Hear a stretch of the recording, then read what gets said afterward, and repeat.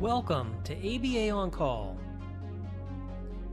Join myself, Rick Kubina. This is the maturing of our science that can be done, and Doug Kostewicz. It is so powerful to be able to convey numbers rather than the subjective nature of words. For thought-provoking conversation. Hey everybody, would you like to get a CEU for this episode? Listen closely for the announcement of 3 secret words delivered throughout the episode. Take note of those words and we will tell you where to go to get your CEU when the show is over. Hello everyone and welcome back for another episode of ABA On Call. Doug, how are you doing today? I am doing great. Just for everyone's notification, we happen to be recording this on the summer solstice, the longest day of the year. So we got that going for us today. Wow. Yeah, I could see you're real excited about it. I guess I'm able to contain my excitement. That might be the thing I bring today is I'm containing my excitement. Well, this is a topic that we thought would be very interesting for people to engage in, and that is looking at cognitive psychology. And when you talk about cognitive psychology, it's its own thing. It's a big thing, just like behavior analysis, just like any discipline of thought. And we're not going to cover everything with cognitive psychology, but we are going to talk about their theories. And what I thought what we would do is start off with, what is productive about cognitive psychology and their theories. And again, we're just going to talk about one article. This article will be in your show notes. There are many different theories in cognitive psychology, just like we have in behavior analysis. And we wanted to start this first section off by bringing you through a theory and just talking about it and talking about, again, what's productive about it. And when I was originally thinking about this, Doug, I thought about saying what is good about this. And I don't think we should be referring to things as good and bad, but productive and non-productive, I think, is more helpful for professionals. Yeah, you don't need to put anything down or build anything up in these discussions because we are one field, usually helping individuals, and we're usually part of a team, and we have to work with that team to make the best decisions, the best treatment options, provide supports for individuals, and it doesn't help them to place those barriers, rather try to find how to talk to each other. Sounds more productive to me. Yes. And this theory that in this paper that you could read is called cognitive load. And when we talk about what's productive about any school of thought in psychology, this is a group of people like us that are trying to figure out the world. And well, not the world, a sliver of nature, which happens to be why do people do the things that they do. And cognitive load, you can think about that. Here's an analogy. Let's say that you have some toys and you're carrying a bunch of toys or whatever it is that you're carrying, boxes, and they can be really heavy. If you took some of those boxes or toys away, it would be lighter. And the analogy is cognitive psychology looks at cognitive load as being how dense, how hard is something, and how can you make things lighter? And of course, this is wrapped up with the brain, with processing, with structure. So by itself, Doug, I feel that this is a group of people that when you think about cognitive load, where could that be important? And if you understood cognitive load, how could that help people? Definitely. I think the first thing you look at is when trying to diagnose what's going on in a situation, is an individual being placed, if you have this view? Are they being put in situations where there's too many things coming at too many different angles to allow them to focus or succeed in any situation? They may not have the ability to then process what is going on because they're too caught up in maybe small aspects that they may or may not understand. Maybe they've not experienced those things before. Maybe the task that's being placed in front of them puts too much of an emphasis on maybe a higher level skill than what that individual can do. So that this is, I guess, an explanation for how are we going to deal with the complexity of issues, Yeah. complexity of the situation.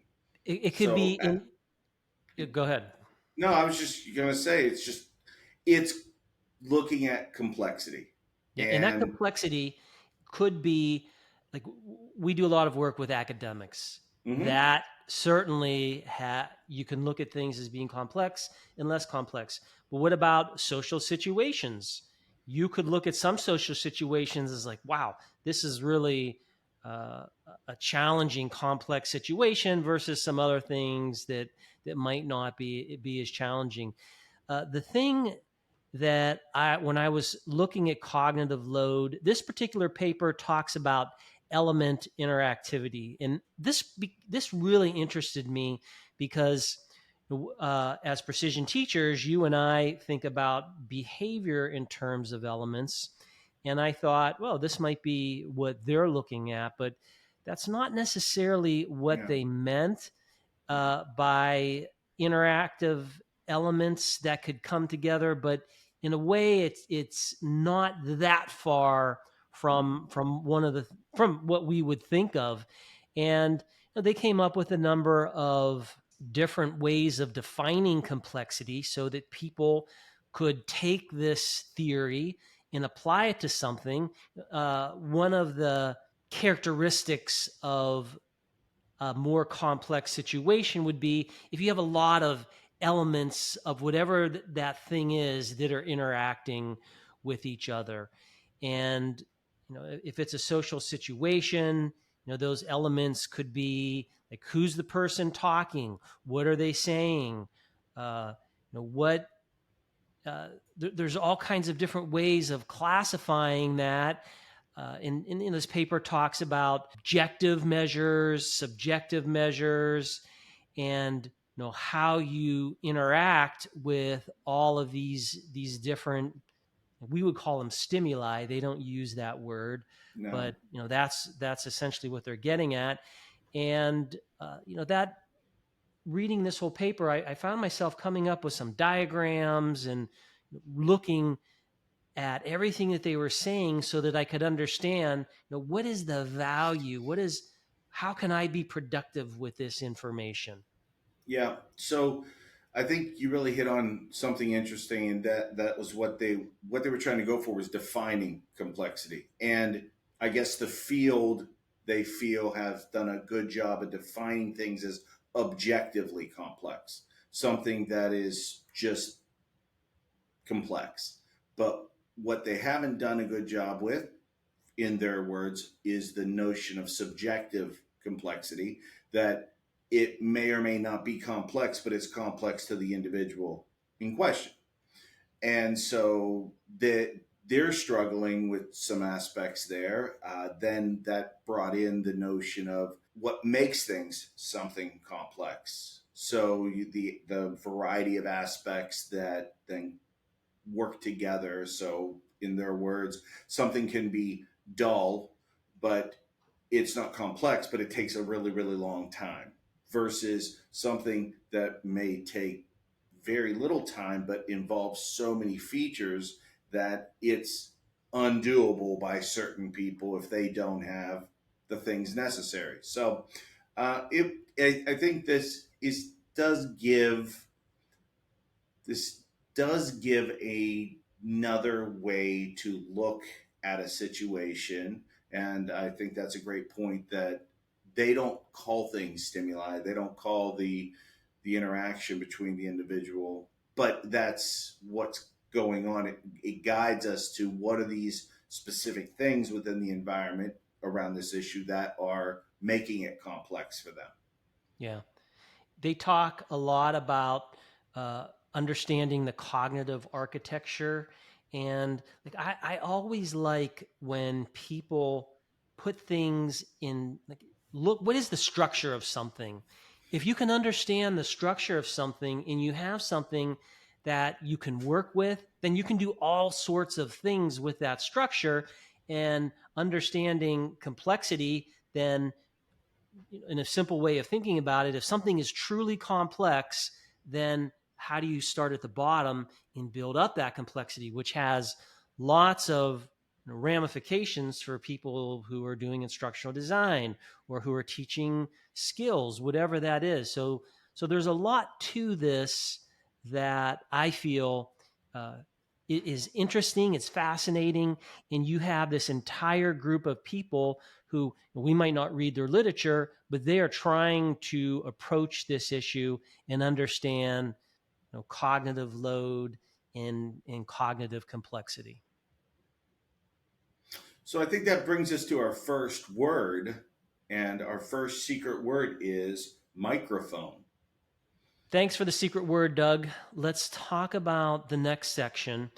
And that is, what's not productive about some of these theories that are brought up. And you and I have spent so many years in behavior analysis. Going back to, like, I started as an undergrad, and I know you did too. And from an undergrad to a master's degree, to being a practitioner, to getting the Ph.D, to being in higher ed, doing research, we're just swimming in behavior analysis. And it's easy to look at when other people do things, what's not productive, at least in the way that maybe I think about it. I don't want to respond for all of behavior analysis, but this is the way I think about it. And in this article, there's a number of things that jumped out at me. The first thing that jumped out was looking at understanding long-term memory and short-term memory. Those are constructs.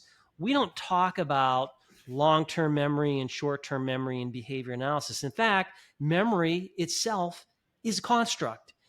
We talk about stimulus control and how do you establish stimulus control. And you might say, well, what's the difference? Long-term memory and short-term memory, those are metaphors. Those are people that made something up and said, okay, we have this structure and I'm going to observe information and fit it into this thing that I made up. Whereas when we talk about stimulus control, that is a label that we put on something that we directly observe. It's a very different way of understanding the world. So when we look at complexity and we go to understand things right away, we're not starting with understanding how things would be shifting from like short-term or long-term memory. I think that's a great one. Another one is if you go through this article, I feel, especially since we've lived in behavior analysis, we have a much more parsimonious explanation for what's going on here. So if you look at, if you're looking at complexity of a task, really it comes back to the experiences and learning history of the individual that is interacting with that task rather than the task itself. If you look at what you need to do to complete a task, if you create a clear scope and sequence of element and compound behaviors, you actually mimic what's going for this notion of cognitive load. We can look at it from the angle of what are the skills that this individual needs to interact and do this more complex behavior. And if those are firmly established, perhaps brought up to the level of being fluent, then you can interact and do those higher level skills. And it may or may not be objectively complex, but it they're able to interact with it. But if I can't, say, do 7-step algorithms in algebra because I don't know how to add or subtract, it's not a case that it's complex. It's a case that I don't have the pre-skills to interact with that. So it gets, and it removes going from it. We're focused on the individual, but we're looking at the environment and the teaching and the community that is there, building the behaviors and the role, the consequences, and what you said, stimulus control. Yeah. Just to jump off that point, whenever you start dealing with constructs and things that are inherent to a person, you got a problem right there. Because if you want to fix the solution, you got to change the person and what those cognitive structures are. Whereas you're talking about fiddling with the environment. And if you can fix the environment and make it more optimal to arrange and to evoke these behaviors, then that's something anybody could do. And I think that is a very productive way of looking at change. Certainly, comparing it to how would we change? How do we address complexity to help someone learn something more efficiently, more optimally? Yeah, it doesn't, it loses some of its power. It doesn't mean that a skill isn't a higher order skill. It can have Sure. numerous element skills that are necessary to interact with it, and it can be more difficult for you or me if we don't have that ability. But you don't have to change the individual.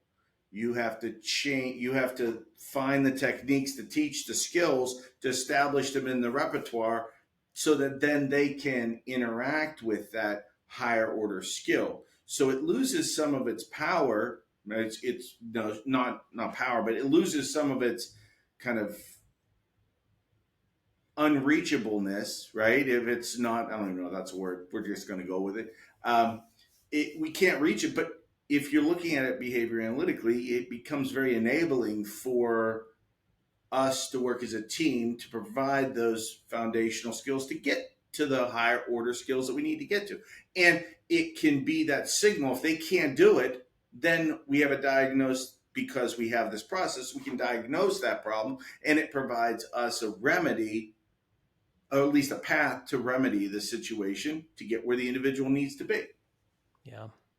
Now there were some other components of this cognitive theory that and cognitive load in this architecture, which as I was reading this, I'm like, this sounds kind of familiar. Like they were talking about how do you categorize information, and a theorist, came up with the information could be biologically primary or biologically secondary, and they talk about this that we in terms of our evolution, we acquire primary information such as learning how to listen or speak in whatever native language you're in, that primary information uh, is critical to people being able to, it's primary. They have to have that information.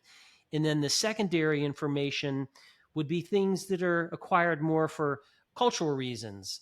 And it's not as complex, but it's really important. And you would learn this in schools. Maybe that's math or some other things. And immediately you're probably thinking like I am, what do we talk about? We talk about the contingencies of uh, like ontogeny, the contingencies of survival, which is phylogeny, and right away, when you just look at those two things, like what is contingency shaped, what is not. Uh, it's just more satisfying, And when I was thinking about this too, it almost gets back to these folks have information. What's the word I'm looking for? Information processing, like way back to the 70s when cognitive psychology was doing with like information processing and using the computer as a model, long-term storage. That's just very clear that that's still uh, used in cognitive psychology. Yeah, it seems like that distinction is unnecessary, especially the way they look at the primary and the secondary. Language is really no different than other things in the culture. I mean, Yeah. these are behaviors. These are contingency shaped behaviors. They're your verbal community, and it's not that notion that's biological. It's a notion that it's learned. So I think this brings us to our second word, Rick, and our second word today is It is adapter. Well, let's just jump then right into the third part of this. And that is, how do you interact with cognitive theories? And we we started off talking about, okay, here's something that can be productive. You have, just because someone is practicing in an area that's different from yours, it's easy to, like, I remember when I was in grad school, I was like, hey man, we got the answers to the world. And that kind of closed-minded, like, yes, you're excited about the stuff that you're learning and you see how it's based off of a natural science, but my zeal was just too great. And I regret maybe some of the debates that I had where I was needlessly harsh in my, maybe harsh is the wrong word, over enthusiastic. okay. And then we talked about, what's not productive. There are some things that fundamentally are going to be different from how we view the world. And that's just the way it is. If any science that you have, and that's the other thing I want to bring up with this next point, is you can disagree. Not only can you do it, you must do it if you have a true science. That's how the ball is moved forward. You have these vigorous debates, whether they're talking to someone, whether you're Mm-hmm. writing up a paper, because that's what science is about. And how would you interact with these theories? And just, I don't know that we have the answer, but we could talk about how do we do it. And one thing that I would say for myself, when we look at how do you deal with cognitive theories, the first thing I would look at is the theory something that you're interested in, that you'd want to look at, that could help you understand something? Because some people will just create theories for whatever reason. And if there's a theory that's out there, don't waste your time looking at things from other disciplines like cognitive psychology that you're not really interested in. You only have so much time in the day. So this notion of cognitive load, I feel, is very fascinating, Mm-hmm. and one that, if our colleagues over in cognitive psychology can figure some things out, I really want to look at that and see what did they discover and how can I use and interpret what they have to help the people that I'm working with. I think that this is one of those. It's good to know. You may run into other professionals, perhaps in a treatment meeting, but you can. There is really nice ties between this theory, and if you understand the basics, and behavior analysis, in the sense that the things we talked about run so you can look at all the factors that are making something complex. You can use that language, but understanding that you're focused on what are the skills necessary that the child needs to, or individual needs to do, so that they can interact with this quote unquote more complex and increase their cognitive load. Well, how do we do that? They display the skills that to mastery, potentially to fluency, before they can move on to these but it allows you to, as a behavior analyst, to use that language and understand what's going to help, because you're probably not going to argue theory when you're helping an individual. You're going to be arguing, what are we going to do to make life better for this person? And if you can get through that and not argue theory, then you can get a lot of support across the treatment team. Yeah. Before, as we were preparing for this podcast, and when we were talking about this article, I'm going to steal something that you said for this segment, which I thought was very good. And that is, when you're trying to understand something, you really need to look at the terms that are being used. Like, I know when you and I read this, and maybe I'm speaking more for myself than you, but there were some things that I'm like, oh, what does this mean? Like, I think I remember that from undergrad, but I had to look up what these terms meant because, like any science, the last time I seriously was looking at this is when I was an undergrad back in the 80s. And, cognitive psychology has come a long way in terms of all the mountains of evidence that they produce, and maybe some of those theories are have consistency, but there's just a whole nother language that you have to engage in. And while it's good to interpret what folks are saying, you really need to understand what exactly is it that they're saying. And there's this whole language, like in any science, that if you want to understand this at a deeper level, you got to do the homework and understand what these terms mean. And you hope that the other professionals at the table are doing their homework as well. Our goals are to help individuals, but can you can also hope that everybody's also on the same page. But again, if you're the only one that's going to learn the other side, then that's okay too. But because to the goal is to make the best decisions for the person and people that you're working with, not to be quote unquote right. Yeah. Well, that's true if we're talking about applied situations. Right. People do science just to understand the nature of why we do things. And in Mm-hmm. that case, if you're having one of those conversations, you wouldn't necessarily have an applied outcome. Mm-mm. And that would be a little bit different in terms of conversation. Like I've had grants that I've written. I've had studies that I've done where I've worked with colleagues that were not behavior analysts that had uh, would be squarely in the realm of cognitive psychology, and those have been productive.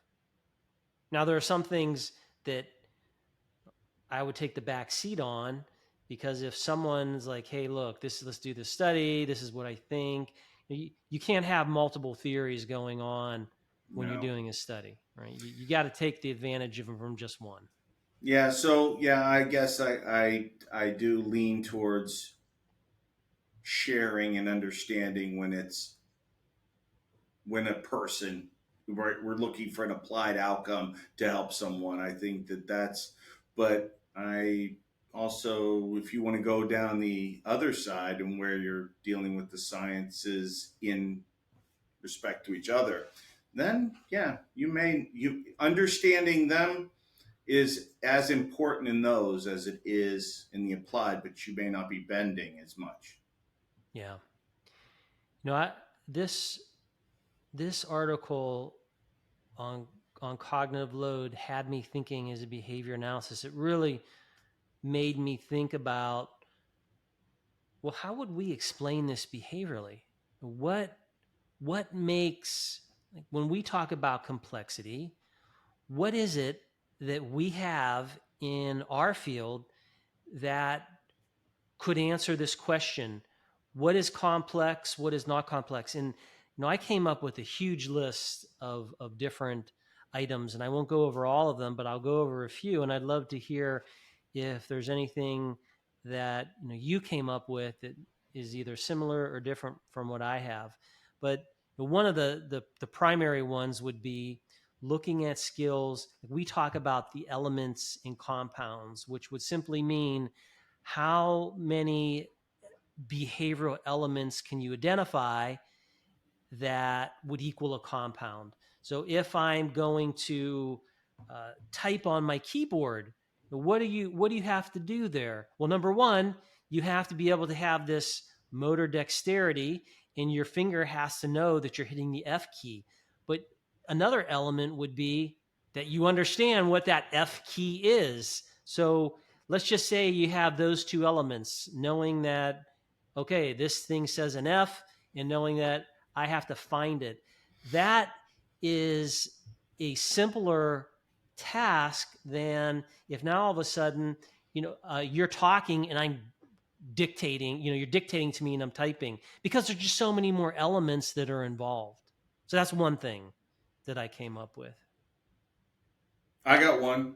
Let me hear it. The notion of if you build skills through frequency building and you hit these critical learning outcomes, you start to show differing effects. So if you look at their notion of a complex behavior because you have to do the same thing longer, well, that's endurance, right? You can do it for longer periods of time without suffering performance.